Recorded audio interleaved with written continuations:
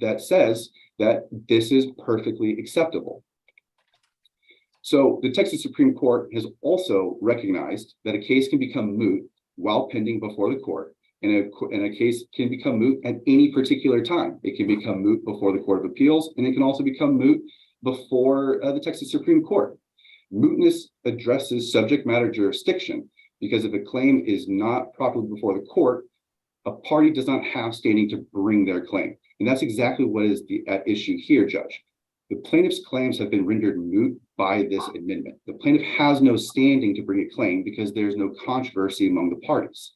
The prohibition of which he seeks to enforce has been abolished, and it has been abolished properly since July of 2021.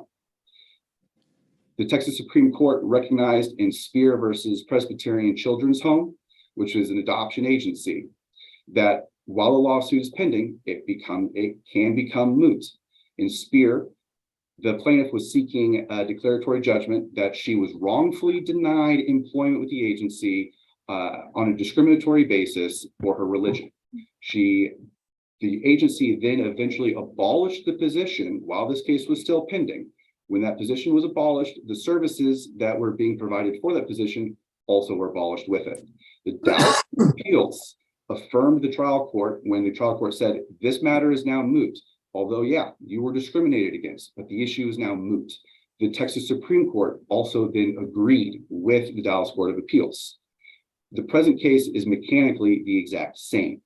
The plaintiff has sued to enforce a prohibition that was in the CC&Rs. It is no longer a prohibition. It is now permissible. And so effectively, for the court to remain consistent with the Texas Supreme Court, the plaintiff's case should now also be dismissed as moot as a matter of law if there is no standing.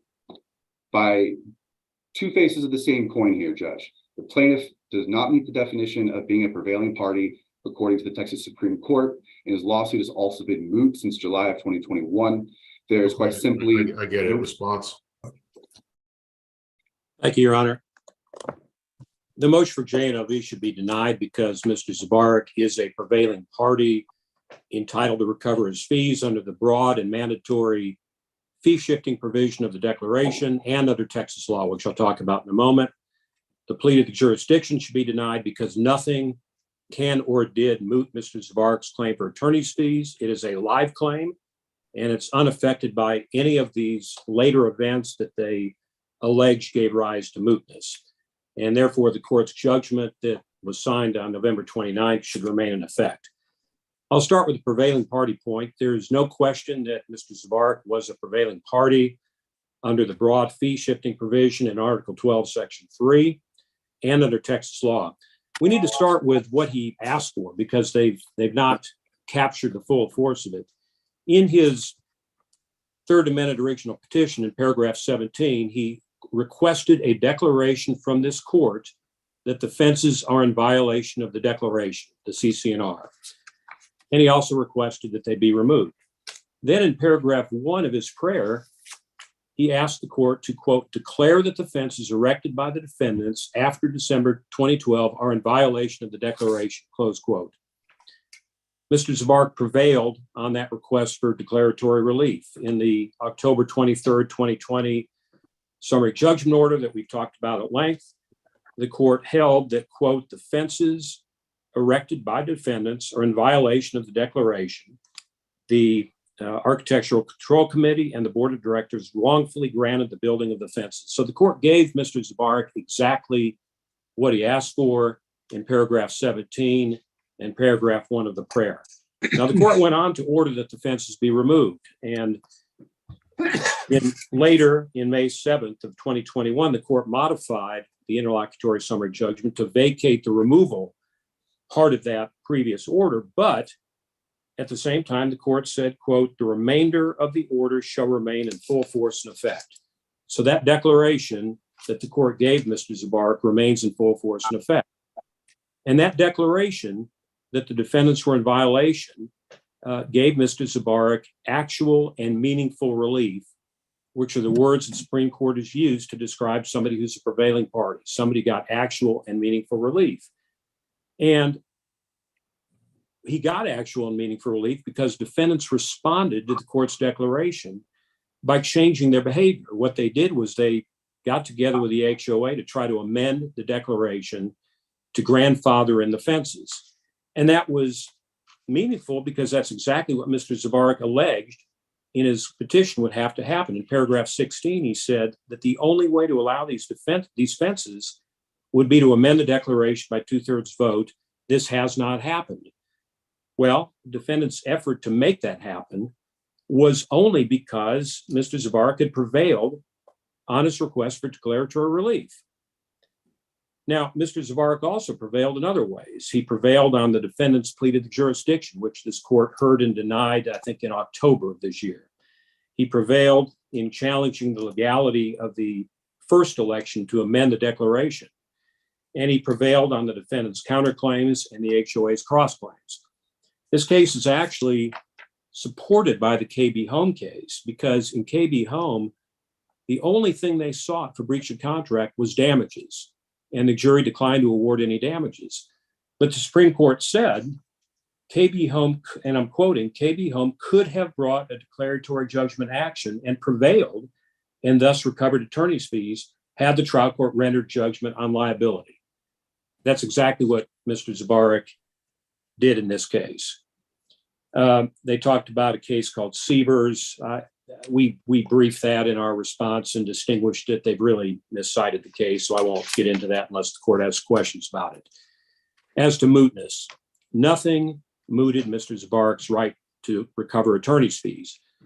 The Supreme Court, in a case called Harper versus Best, held that a claim for attorney's fees remains live if the party prevailed in the trial court before that party's underlying claims became moot. So it's a timing question.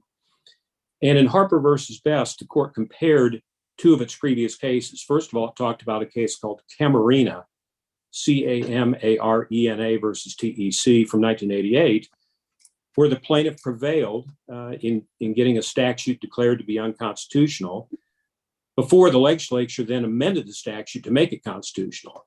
And the court said that even though the legislative action mooted his underlying claims, he was entitled to fees. Why? Because he prevailed before that event that caused the mootness. In contrast, the court talked about a case called Spear versus Presbyterian from 1993. There, the plaintiff lost in the trial court, and she lost again in the Court of Appeals. And while the case was pending in the Supreme Court, the defendant eliminated the job that she was seeking, making her case moot. And the Supreme Court, not surprisingly, said she's not entitled to fees because she never prevailed before the mootness arose. I find it interesting that their plea to the jurisdiction cited the Spear case, but it never even mentioned the Camarena case. And that's interesting because this case is identical to Camarena, and it's exact opposite of Spear because Mr. Zabarak prevailed on his claims that the defendants violated the declaration long before any of these events that they claimed gave rise to mootness. In any event, I would point out that nothing is moot, as you might expect.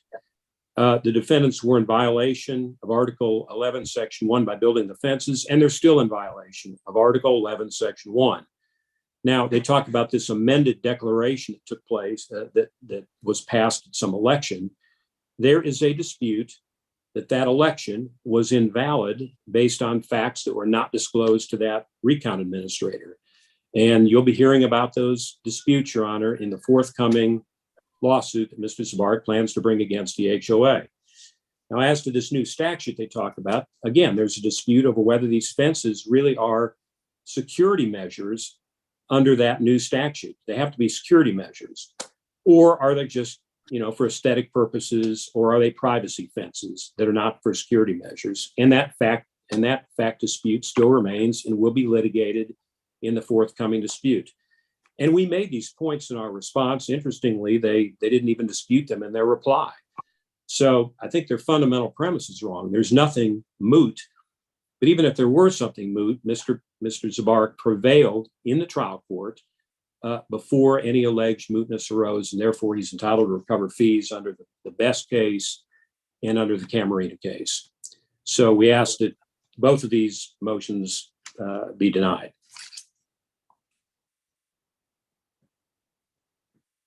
Steve? Mr. Friedman, did you want to respond?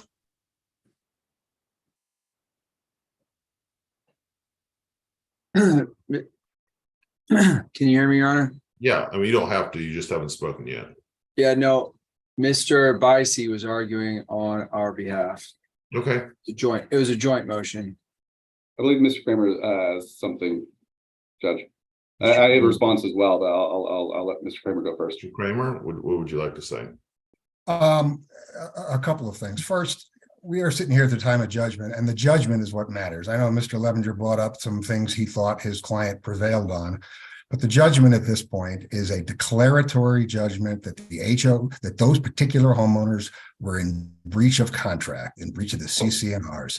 They got no equitable or monetary relief. This case is exactly the same as the California Supreme Court case, where they determined that it's nice that you won and you got to win on getting a debt relief action, but you are not a prevailing party.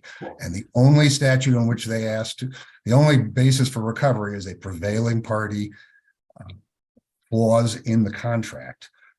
He also, just real quick, talked about the amended declaration. And that they're going to dispute it. They may dispute it for purposes of today. It is what it is today. It is in place. They may dispute it later in a different lawsuit, like he just said, but we are sitting here today looking at the facts as they exist today. And they are not a prevailing party as a matter of law. And this case is moot. I'll pass to Brent. Now, Judge, going to what counsel has argued as to actual or meaningful relief. Counsel is incorrect in asserting that because the HOA membership changed their decision has no bearing on this case, because that is the membership of the HOA. It is not the individual defendants, Your Honor. The membership made a choice. They are a part of the membership, but they are not the membership. The HOA itself was not sued in this capacity either. We are a third-party defendant sued by the individual defendants. That is not what actual or meaningful relief is. It must be in the form of monetary or equitable relief. That is the definition according to the Texas Supreme Court. And that is what controls in this case, not Mr. Levenger's opinion of what is actual or meaningful. And that also brings a very good point to another Texas Supreme Court case known as J. Bryce. In that particular case, the homeowner in a condo association had sued for declaratory judgment that he was allowed to do short-term rentals in his association. The association, and he had done so because the association had sent him a cease and desist. During the pendency of that litigation, the association went and amended its rules to then bar short-term rentals because Jay Bryce, he had prevailed. There was no prohibition on short-term rentals. So they amend their rules to have a prohibition. Then Jay Bryce appeals to the Court of Appeals in Houston, and that case, they was affirmed. However, when it went to the Texas Supreme Court overturned the association's prohibition, not because it was during a pendency, not because there was anything wrong with it, except for the fact that it was the rules, not the CC&Rs, not the restrictive covenant.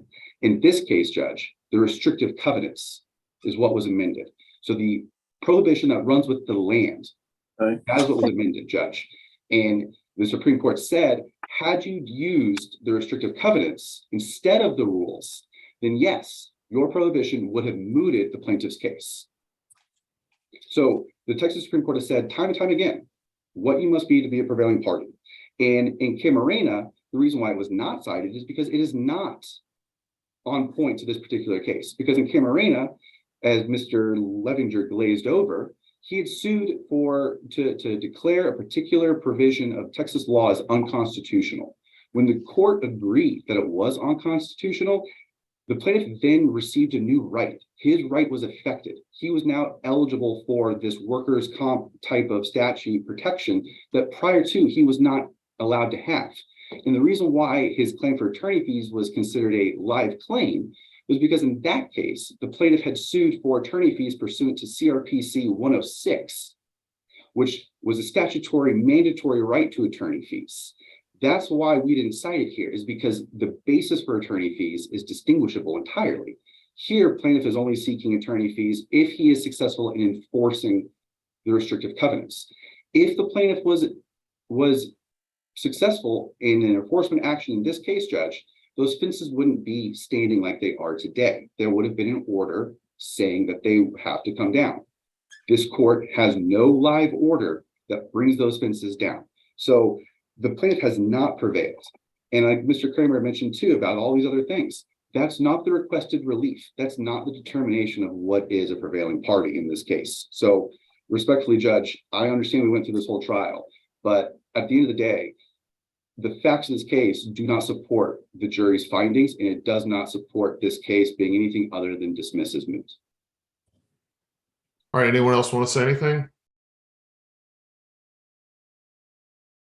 All right, great. The court will go ahead and deny the JNOV and the plea to the jurisdiction. Is there anything else we need to chat about today? No, Your Honor, Any particular basis for the denial, Your Honor? I'm sorry? So is there anything in particular that you're relying on to deny the orders? Arguments. Okay, thank you, Your Honor. Thank you, guys. Judge, we also have objections to the judgment that was signed by this court. But we've seen now that the judgment was signed the day after we filed those objections. We would like to have a ruling on those because we do believe that there are some portions of the judgment that are unsupportable. Is No, that those are set for today? I don't know if that's set. No, the judge has not been set for today. I'm not trying to argue that now. I'm not prepared to do so, but when you pose the question, is there anything else? That's something that I wanted to bring up. Okay. So we'll probably have Thank to you. reset that again. Thank you for bringing that up, guys. I will go ahead and get that order in today, and you guys have a great holidays and a great rest of your day. Okay. Thank you. Thank Judge. you, guys. Bye-bye. Thank you too, Judge. Bye.